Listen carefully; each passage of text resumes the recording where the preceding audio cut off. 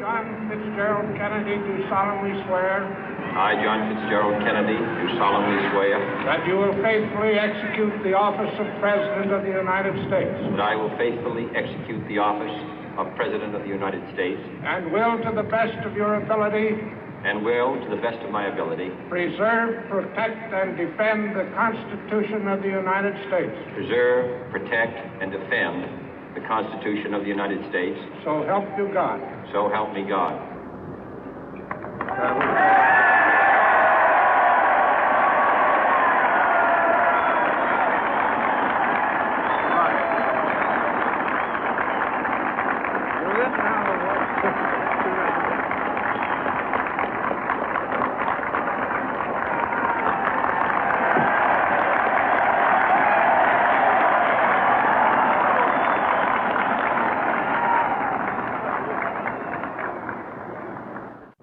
Vice President Johnson, Mr. Speaker, Mr. Chief Justice, President Eisenhower, Vice President Nixon, President Truman, Reverend clergy, fellow citizens.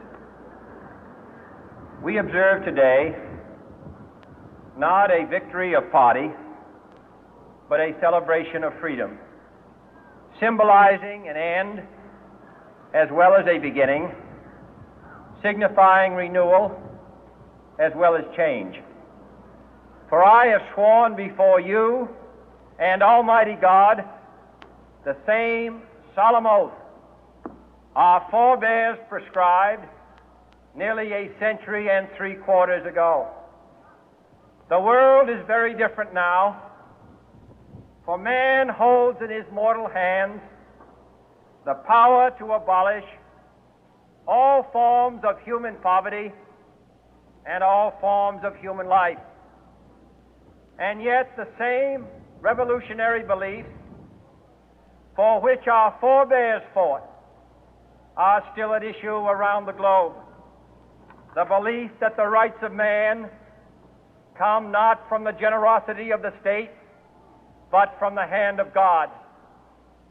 We dare not forget today that we are the heirs of that first revolution.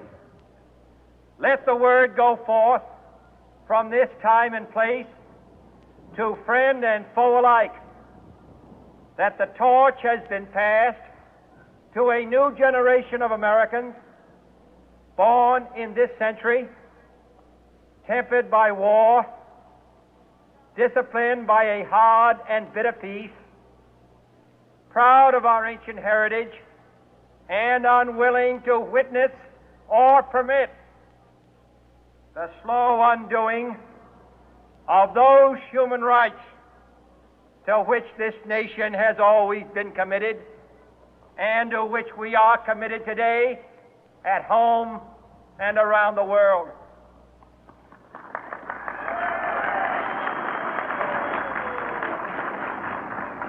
Let every nation know, whether it wishes us well or ill, that we shall pay any price, bear any burden, meet any hardship, support any friend, oppose any foe to assure the survival and the success of liberty.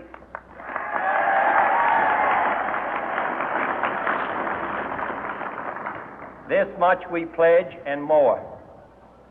To those old allies whose cultural and spiritual origins we share, we pledge the loyalty of faithful friends. United, there is little we cannot do in a host of cooperative ventures.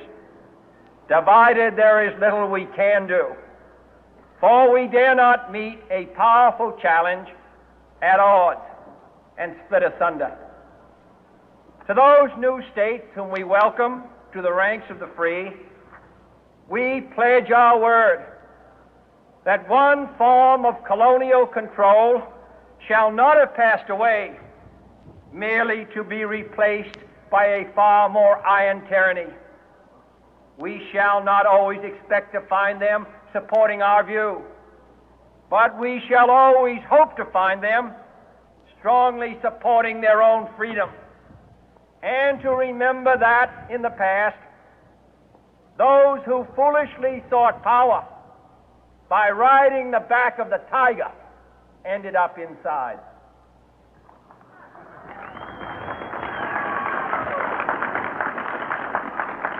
To those people in the huts and villages of half the globe struggling to break the bonds of mass misery, we pledge our best efforts to help them help themselves for whatever period is required, not because the communists may be doing it, not because we seek their votes, but because it is right.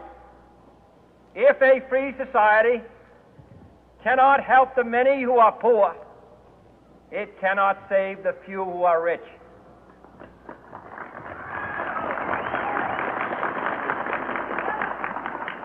To our sister republics south of our border, we offer a special pledge to convert our good words into good deeds, in a new alliance for progress, to assist free men and free governments in casting off the chains of poverty. But this peaceful revolution of hope cannot become the prey of hostile powers.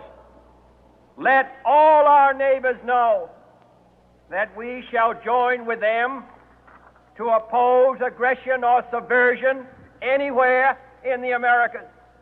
And let every other power know that this hemisphere intends to remain the master of its own house.